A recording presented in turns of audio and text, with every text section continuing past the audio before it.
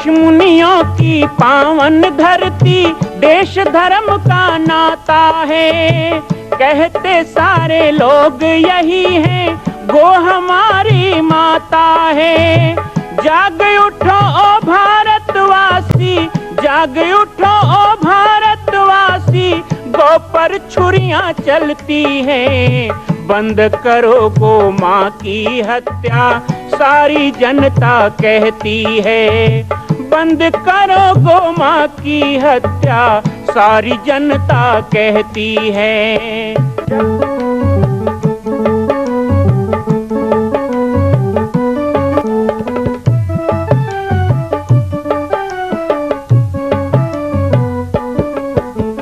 जगह जगह पर बूचड़ खाना, लाखों गौएं कटती हैं।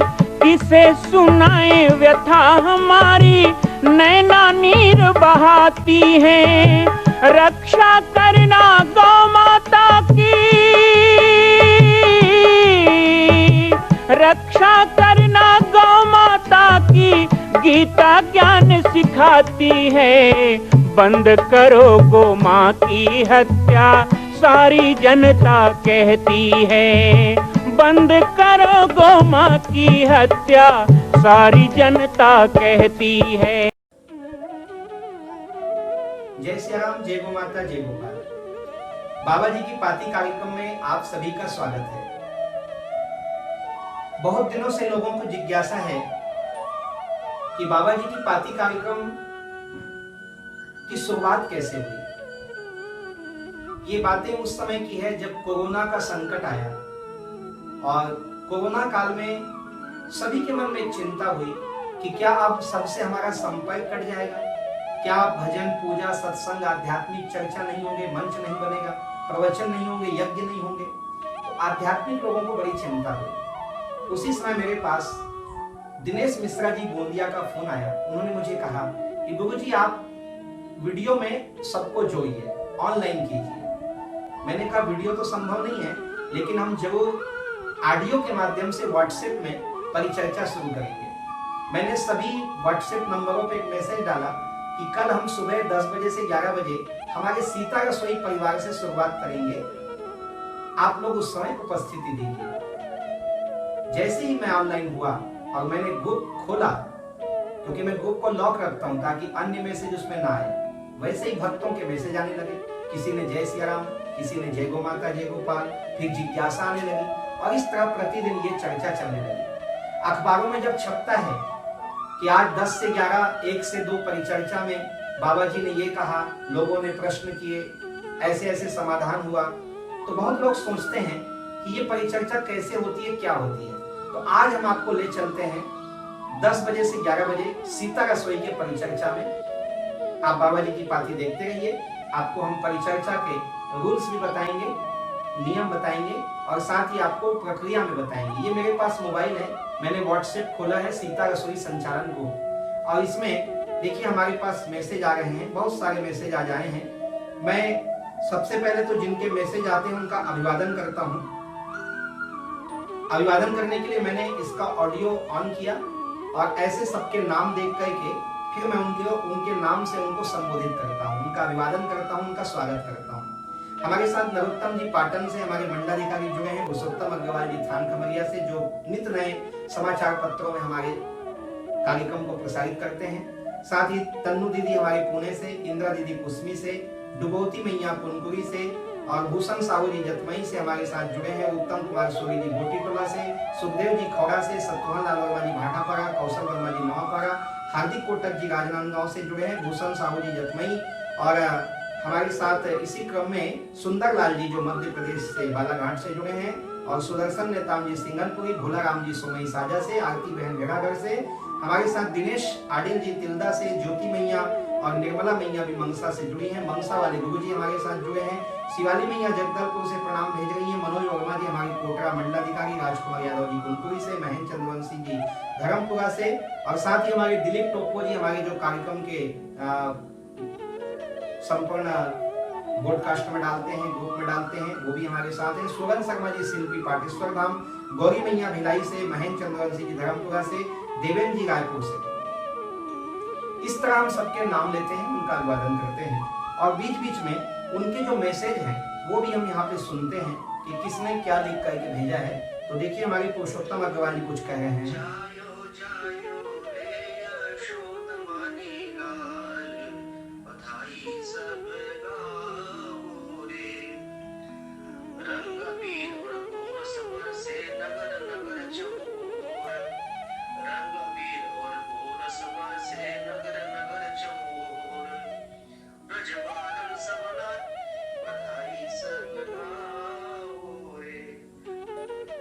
बहुत ही सुंदर हमारे पुरुषोत्तम अग्रवाल जी ने भजन की प्रस्तुति की। देखिए मैंने उनके भजन को सुन लिया, अब मैं जो बोल रहा हूँ वो पुरुषोत्तम अग्रवाल जी सुन रहे होंगे। पुरुषोत्तम जी बहुत बहुत साधुवाद आपके इस भजन के लिए। इसी बीच में हमारे साथ मुकुंदा राव जी कोरबा से जुड़े हैं और महेंद्र चंद्रवंशी जी धर्मपुरा से। देखिए और भी सदस्य जुड़ते जा रहे हैं, माताएं जुड़ रही हैं। पाठक प्रदेशी जी हमारे बहुत ही हमारे परिचर्चा के महत्वपूर्ण व्यक्तित्व बैजलपुर से श्रीमती गीता साहू मोहेंगा से, हमारी कौशल्या मैया रिश्ता से जुड़ी हैं। जो उन्होंने भजन भेजा होगा थोड़ा सा सुनते हैं क्या भजन उन्होंने भेजा है।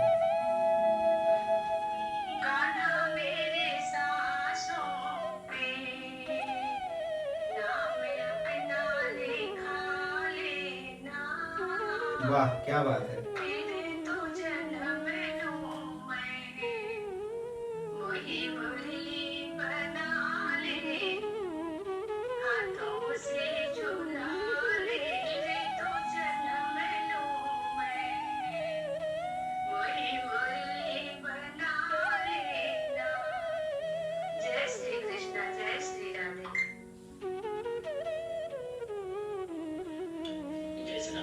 इसी बीच में हमारे पूज्य जागेश कुमार बटेरे जी भोपाल से मैसेज भेजे हैं, सुनते हैं वो क्या बोलते हैं।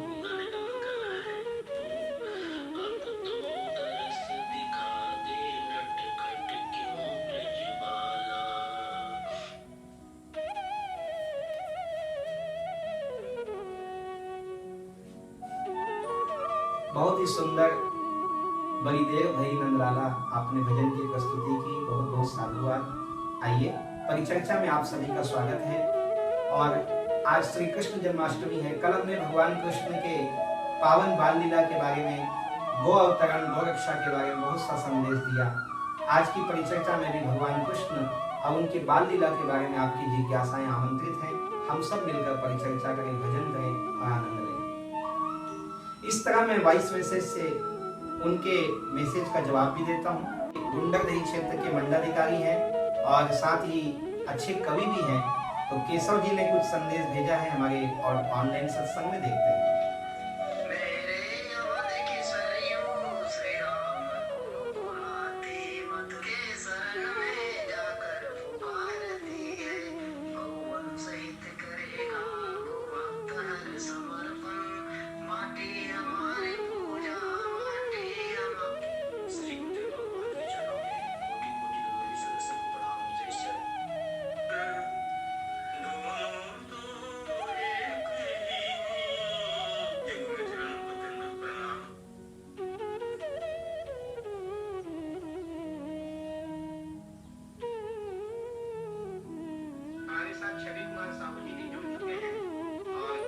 और पाठक प्रदेश जी ने बहुत ही सुंदर भजन की प्रस्तुति की है। बहुत ही आनंद आता है पाठक प्रदेशी जी जब आप भजन प्रस्तुत करते हैं। तो इस तरह ऑनलाइन सत्संग, इसमें कोई लिख के भेज रहा है, कोई बोल के भेज रहे हैं और हम इसको सुनते हैं।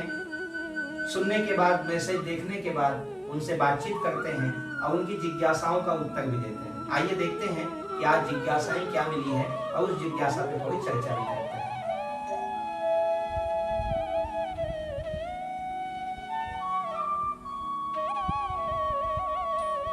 हमारे साथ ज्योति मैया भी रायपुर से जुड़ गई हैं। साथ ही साथ हमारे कौशल वर्मा जी नवापारा से जुड़े हैं और रामफल जी बकीला से जुड़े हैं हमारे साथ। रामफल जी भी हमारे बड़े ही अच्छे कार्यकर्ता हैं और हमारे ऑनलाइन सत्संग में बहुत ही सुंदर सुंदर जिज्ञासा रामफल जी करते हैं। आज बाबा जी की पाती के माध्यम से मैं उन सबका सम्मान भी कर रहा हूँ। मनीषा मैया रायपुर से हमारे साथ जुड़ी हैं और कलप सिंह जी कंझेटा से हमारे पंडरिया के मंडलाधिकारी हैं। साथ ही बहुत से कार्यकर्ता और माताओं की उपस्थिति में देखिए हमारे ऑनलाइन सत्संग अभी चल रहा है और आप दर्शन कर रहे हैं। हमारे साथ भूषण साहू जी जतमई से, और पूरा परिवार बैठते हैं 10 बजे से 11 बजे। ऐसा नहीं, बहुत से परिवार हैं जिनको 10 बजे का इंतजार होता है, वो 9:30 बजे से ही तैयारी कर लेते हैं कि अब हमारे पाटेश्वर धाम से ऑनलाइन सत्संग शुरू होने वाला है। और जैसे ही 10 बजता है सब मैसेज लिखते हैं और एक दूसरे की बातों को सुनना शुरू कर देते हैं, बीच बीच में जिज्ञासाएं भी रखते हैं। तो देखिए बहुत ही सुंदर एक भजन पूरा परिवार मिलकर गा रहा है, हमारे भूषण साहू जी का परिवार।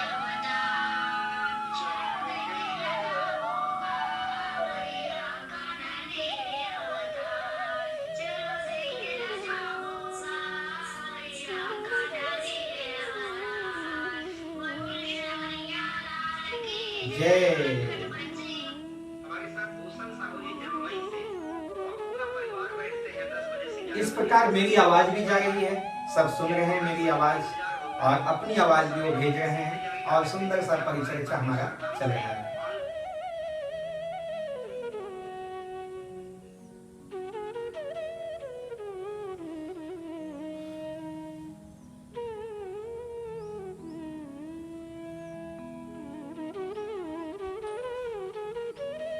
बहुत ही सुंदर पुरुषोत्तम अग्रवाल जी के द्वारा आज न्यूज़पेपर में समाचार लगाया गया है जन्माष्टमी विशेष। बहुत बहुत धन्यवाद हमारे पुरुषोत्तम अग्रवाल जी को, श्रीमती माया जयेश ठाकुर जी को, पावन देवांगन जी, मुकेश शाखला जी, रघुनंदन उजाला जी, गौतम सिन्हा जी और भी जितने हमारे प्रिंट मीडिया और इलेक्ट्रॉनिक मीडिया के साथी हैं, माताएं हैं, सबको बहुत बहुत हृदय से धन्यवाद ऑनलाइन सत्संग को इतना जग जाहिर और लाखों लोगों तक पहुंचाने के लिए।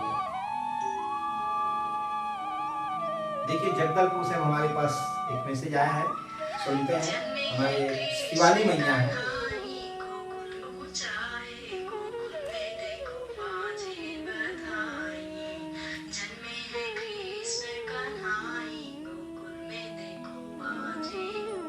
आज जन्माष्टमी स्पेशल होने के कारण ऐसा लगता है कि सभी भजन ही गाएंगे। आज जिज्ञासाएं कम है। हमारे पाठक परदेसी जी ने रास और महारास के बारे में जो एक जिज्ञासा रखी है। देखिए वृंदावन में रास और महारास भगवान कृष्ण के जीवन में एक माखन चोरी की लीला जो उनके बाल विनोद, उनके नटखट स्वभाव के लिए पूरे विश्व में प्रसिद्ध है, और दूसरी लीला उनकी रास महारास जो बहुत ही मार्मिक और आध्यात्मिक प्रसंग है। कुछ लोग सोचते हैं कि रास का मतलब भगवान कृष्ण नाचे गाए गोपियों के साथ, ऐसा बिल्कुल नहीं। रास अर्थात एक हो जाना। जब हमारे क्षेत्र में धान की कटाई की जाती है और उसे जब एक जगह लाके रख दिया जाता है तो उसे भी रास कहते हैं। योग का नाम भी रास है, रासो हित योगा है, अर्थात जुड़ना, सबको अपने में समाहित कर लेना। तो भगवान कृष्ण में वह कला है, उनके कलाओं में एक अद्भुत कला है कि वो सबको जोड़ लेते हैं, सबको रास कर लेते हैं, सबके मन को जोड़ लेते हैं, अपनी मीठी मीठी बंसी की तान छड़कर सबको मोहित कर लेते हैं। और ये गोपियां कौन है? ये बड़े बड़े ऋषि मुनि महात्मा हैं जिन्होंने हजारों वर्ष तपस्या की, भगवान का साक्षात दर्शन और उनके साथ आनंद लेने के लिए उन्होंने गोपियों के रूप में और गायों के रूप में, ग्वालों के रूप में अवतार लिया। तो रास और महारास को आज जिस तरह फिल्मों में दिखाया जाता है कि नौजवान कृष्ण है, नवयुवक, और उनके साथ ये सब गोपियां नाच रही हैं, ऐसा बिल्कुल नहीं है। भगवान कृष्ण ने जब रास का आयोजन किया तब उनकी उम्र क्या थी? उनकी उम्र रही होगी 8-9 साल की। 8-9 साल की उम्र में वह दृश्य नहीं बनेगा जो आजकल दिखाया जाता है। तो रास और महारास हमारे भारत की संस्कृति में भगवान कृष्ण के द्वारा दिया गया एक अद्भुत सबको जोड़ने का प्रसाद और संस्कार है। पाठक परदेसी जी, मैं समझता हूँ कि आपकी जिज्ञासा का कुछ समाधान हुआ होगा। जितना मुझसे बन पाया मैंने प्रयास किया, धन्यवाद। ये हमने पाठक परदेसी को जवाब भेजा, अब वो उसको सुनेंगे और उसको वही नहीं सुनेंगे, सभी लोग सुनेंगे जो ग्रुप में है। इस तरह ये 256 लोगों का ग्रुप है सीता रसोई संचालन ग्रुप, लेकिन इसको डीवीएस के माध्यम से हम और भी ग्रुपों में भेजते हैं और एक एक व्यक्ति अपने अपने ग्रुप में भी इसको भेजता है और ये इस तरह फैलता है ऑनलाइन सत्संग। फिर इस पूरी परिचर्चा का जो सार होता है वो श्रीमती माया जयेश ठाकुर डोंडी द्वारा वो प्रेस नोट बनाती हैं, मुझे भेजती हैं, मैं करेक्शन करता हूं और फिर वो पेपरों में जाता है और दूसरे दिन के न्यूज पेपरों में छपता है। ये छोटी सी सुंदर हमारी प्रक्रिया है ऑनलाइन सत्संग पाटेश्वर धाम सीता रसोई ग्रुप का। हमारी दुर्गेश नंदिनी यादव जी कुछ भेजे हैं, सुनते हैं।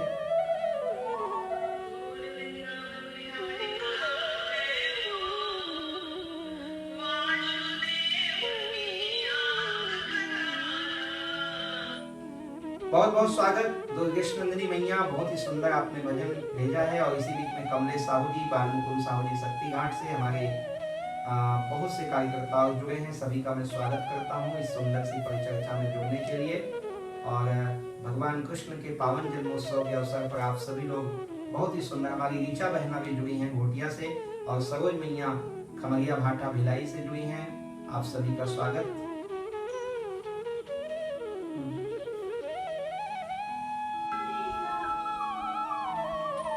हमारी राजकुमार जी उदयपुर, बहुत ही सुंदर भजन आपने सुनाया। श्रीमती पद्मा देवी दिवांगन डोंडी लोहारा, आपने भी बहुत सुंदर भजन सुनाया। वासुदेव साहू जी बेमेतरा से जुड़ रहे हैं। और इसी बीच में हमारे साथ और भी दुर्गेश नंदिनी मैया ने, कमलेश साहू जी ने, सब लोगों ने भजन की प्रस्तुति की। आइए देखते हैं, एक दो भजनों का आनंद लेते हैं, क्या क्या भजन सुनाए जा रहे हैं। देखिए,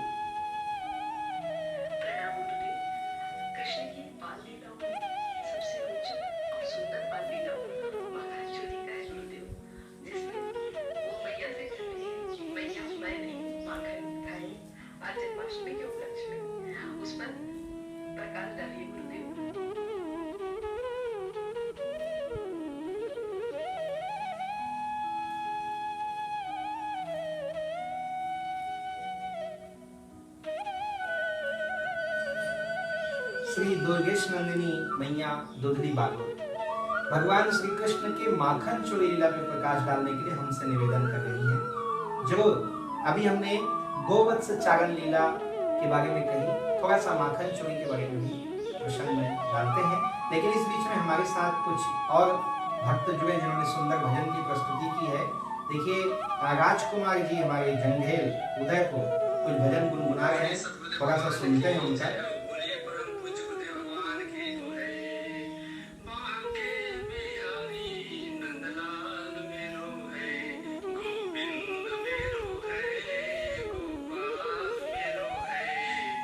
और श्रीमती पद्मावती देवांगन डोंडी लोहारा, आपने भी भजन गाया है, बहुत सुंदर।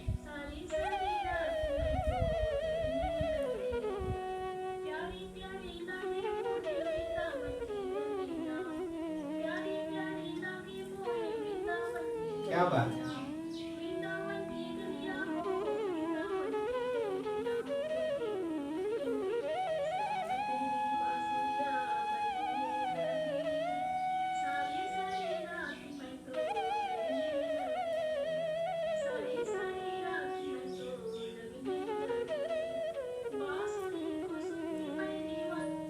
बहुत बहुत धन्यवाद मैया, आपने बहुत ही सुंदर श्याम तेरी बांसुरी बजने लगी, कितना सुंदर आपने गीत गाया। राजकुमार जी ने गोविंद मेरो है, गोपाल मेरो है, आप सब लोगों के भजनों को सुनकर लग रहा है मन कि हम भी कुछ भजन गाएं। लेकिन आइए इससे पहले कुछ जन्मदिन का आज बधाइयां दे दें। श्री सीता रसोई पाटेश्वर धाम में जो चलती है, इसमें अपने अपने जन्मदिन के अवसर में, विवाह की वर्षगांठ में या अपने परिजनों के पुण्य स्मृति में एक एक दिन की सेवा, एक दिन का 700 रुपए देकर लोग उठाते हैं और उन्हीं लोग ऑनलाइन सत्संग में भी जुड़ते हैं। मैं सबसे पहले स्वागत करूंगा आज हमारे श्रीमती चंद्रिका भुआर्य, सुभाष भुआर्य, चरौदा भिलाई। 12 अगस्त आपका जन्मदिन है, बहुत बहुत स्वागत, जन्मदिन की आपको शुभकामनाएं। श्रीमती चंद्रिका सुभाष भुआर्य, चरौदा भिलाई, आज 12 अगस्त उनका जन्मदिन है, बहुत बहुत शुभकामनाएं। और आपके तरफ से सीता रसोई भोजन की सेवा की जा रही है। ऐसा भी है कि एक ही दिन में कई लोगों के जन्मदिन भी होते हैं, तो सबके जन्मदिन पर गौ माता के सामने संकल्प होता है और पहले गौ माता को खिलाकर फिर आम जनमानस को दिन भर भोजन कराया जाता है। देखते हैं जन्माष्टमी के पर्व में आज किनका किनका जन्मदिन है और उनको हम शुभकामना भी देते हैं। हमारे श्री रचित लोढ़ा दल्ली राजरा, हमारे सौरभ लोढ़ा जी के भतीजे हैं और उनका जन्मदिन है रचित लोढ़ा जी का, तो उनका भी बहुत बहुत स्वागत है, जन्मदिन की शुभकामनाएं आपके तरफ से सीता रसोई में सेवा। अगले क्रम में है हमारे रामेश्वर प्रसाद साहू जी दल्ली राजरा, उन्होंने भी 700 रुपए देकर के 12 अगस्त अपने जन्मदिन में यहाँ सेवा दिखाई है, आज उनका जन्मदिन है, बहुत बहुत शुभकामनाएं। और देवराज लहरे बिसा टोला, आज जन्मदिन है देवराज, आपको भी जन्मदिन की बहुत बहुत शुभकामनाएं, आशीर्वाद और आपको हम हार्दिक स्वागत करते हैं सीता रसोई में सेवा देने के लिए। तो इस तरह सीता रसोई के जन्मदिन जिनका होता है, सीता रसोई में उनको ऑनलाइन शुभकामना दी जाती है। सभी लोग अब उनको शुभकामनाएं देंगे। देखिए मैंने कहा तो सब उनको शुभकामनाएं देने लग गए, सबके संदेश आने लग गए। वो भी अपना जन्मदिन मना रहे हैं और गौ माता भोजन कर रही है, रसोई में अन्य लोग भी भोजन कर रहे हैं। हाँ, हमारी दुर्गेश नंदिनी मैया दुदली बालोद, आपने बाल लीला में माखन चोरी के बारे में प्रकाश डालने के लिए कहा। सचमुच माखन चोरी की लीला बड़ी रोचक लीला है। मैया मोरी मैं भी माखन खाई, किसे अच्छा नहीं लगता माखन चोरी लीला। भगवान कृष्ण की माखन चोरी, भगवान कृष्ण की माखन चोरी रोचक भी है, और इस कथा को यदि ध्यान से सुना जाए या सुनाया जाए तो बहुत ज्ञानवर्धक भी है। हमारे गौरक्षा आंदोलन में तो हमने माखन चोरी लीला को ही अपना सूत्र बनाया। भगवान कृष्ण ने चौर्य प्रचार मंडली बनाई, अपने मित्रों की मंडली बनाई उन्होंने, उसका नाम रखा चौर्य प्रचार मंडली, और माखन चोरी की। और कई कवियों ने तो कहा कि माखन में मां शब्द समाहित इसीलिए मोहे भाए। तो माखन में मां शब्द है इसलिए भगवान को बहुत प्रिय था। लेकिन दूसरे घरों में जाके चोरी करना, तो एक छोटी सी कथा आपको बताऊं माखन चोरी के बारे में, जो संत कहते हैं, जो मैंने संतों से सुना और जो मुझे रुचता है, मुझे लगता है कि हाँ यह यथार्थ कारण हो सकता है। परमात्मा को चोरी करने की क्या आवश्यकता है?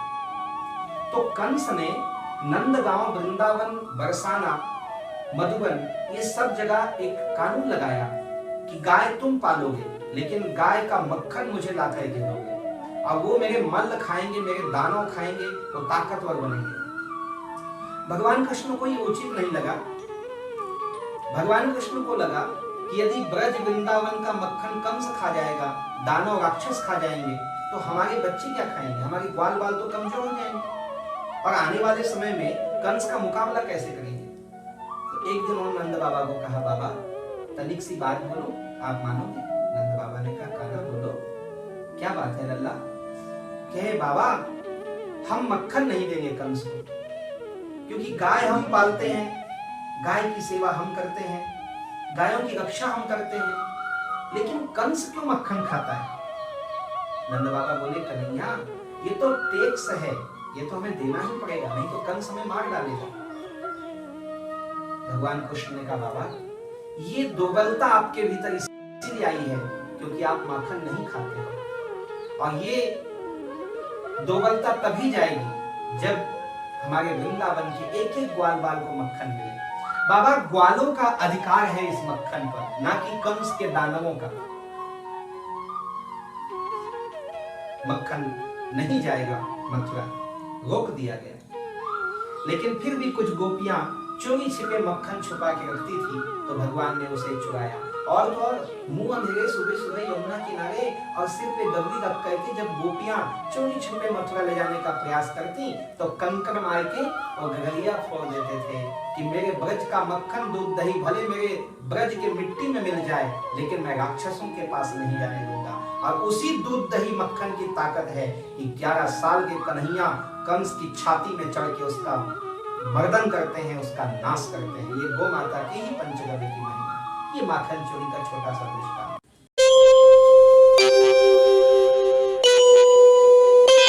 श्री राम श्री राम।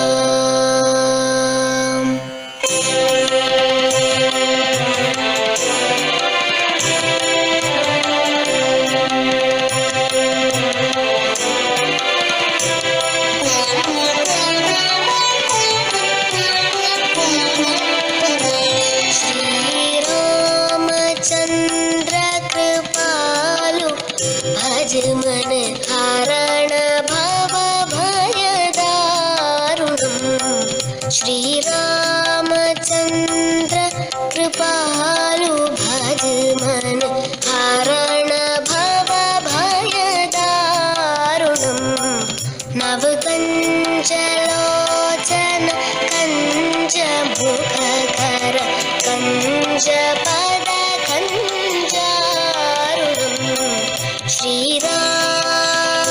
छत्तीसगढ़ के बालोद जिला में स्थित है पाटेश्वर धाम, जहां विश्व का अद्वितीय मां कौशल्या जन्मभूमि मंदिर निर्माण एवं 10,000 गायों के लिए श्री हनुमान नंदीशाला गौ अभ्यारण्य की स्थापना की जा रही है। श्री पाटेश्वर धाम के आध्यात्मिक, धार्मिक एवं नित्य नवीन जानकारियों से जुड़ने के लिए हमारे YouTube चैनल राम बालक दास को सब्सक्राइब करें एवं घंटी का बटन दबाएं। जय सिया राम, जय गौ माता, जय गोपाल।